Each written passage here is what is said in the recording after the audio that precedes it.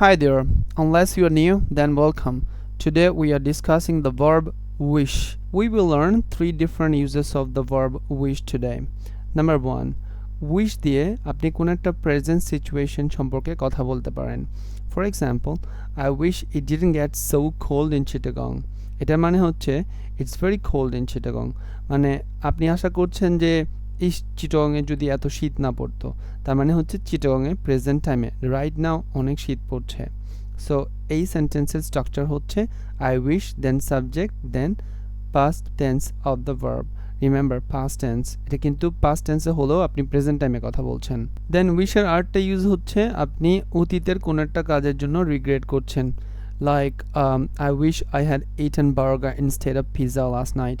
মানে হচ্ছে আপনি গতকাল রাতে পিৎজা খেয়েছেন, কিন্তু আপনি এখন বলছেন ইস আমি যদি পিৎজা না খেয়ে বার্গার খেতাম.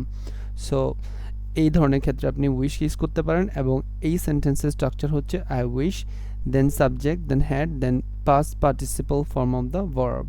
লাস্টলি, আপনি কারো বিহেভিয়ারে রিপিটেডলি যদি হতাশ হন, তাহলে আপনি পোলাইটলি আপনার ফ্রাস্ট্রেশন এক্সপ্রেস করতে উইশ ইউজ করতে পারেন.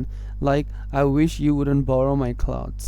That means you often borrow my clothes. আপনি প্রায় সময় আমার কাপড় ধার নিচ্ছেন, আমি চাই আপনি এটা বন্ধ করেন. এই ধরনের সেন্টেন্সের স্ট্রাকচার হচ্ছে I wish then subject then would then base form of the verb. So I believe now you understand how to make sentences by using the verb wish, and this video will help you. Thank you very much for watching and happy learning.